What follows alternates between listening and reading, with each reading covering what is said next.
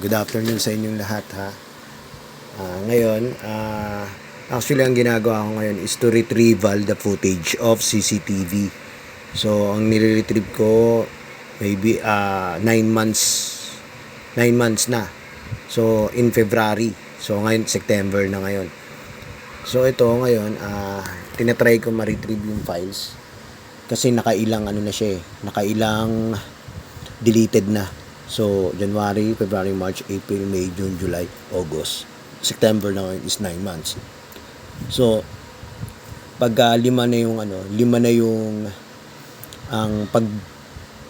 deleted na medyo mahirap na yung ito yung critical na mahirap na yung i-retrieve yung files. So, using our smart player, ito na yung actually I'm using a software for video retrieval for CCTV only. So meron tayong software doon na kailangan kahit pinakaluma. So ang tendency natin, ang ginagamit ating software is usually you can download any Google, but you just need to research for compatible kasi marami silang video retrieval sa Google. So, may mga bayad. So, mahal siya. So, almost dollars in conversations. So, dollars yung equivalent. So, mahal siya. So, mahal ang mag-retrieve ng some files pag na-delete or na-format na. Kasi mahal din kasi yung software. So, tayo, libre-libre lang. So we need to, wala tayong expenses regarding doon. Pero yung effort, 2 days. So, actually, nitry ko yung retrieve siguro January, February, March, April, May, June, July.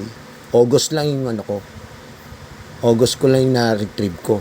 So, it because so many times siyang na nag-delete. So, yung 5 times, so, burado na. Wala, kumbaga sa fossil, wala nang marka.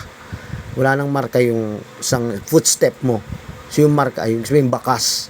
Kung wala nang bakas na 5 beses na nag-format, so mawawala na yung bakas. Pero kung 1 beses lang siya nag-format, yun, pwede natin ma-retrieve. So sa mga nakaka-idea na once na meron kayong footage na incident happen, as soon as possible, kailangan nyo may retrieve yun. In only 1 month. Huwag lalampas ng 1 month. Kasi pag many times na deleted o nag-reformat ang isang hard disk ang DVR, so it's hard na talaga to find the data inside the marking ng hard disk. So yung mancha talagang nawawala na. Pero kung may mancha pa, makikita natin. So actually in 1 month, so ayan nga, ito yung tinuturo ko sa inyo, yung arrow ko. So yan na-retrieve ko yan. So nakita. Yan. Done. So, tignan nyo. I play it now. Ito. Na-play ko siya. Then, and the second, na-play siya. So, hanggang dito na tayo guys para regarding do sa part ng retrieval. Yan. So, active yung August. Pero in the rest of the months, so medyo hard na tayo sa makuha yon. Basically siguro gagamit ako ng ibang software na yung talagang baka kaya pang yung bakas makita. So doon na lang yung ating pag-asa. So ito ako ulit sa munting channel ko. Salamat sa pakikinig nyo sa explanation ko. Peace man. Magandang gabi.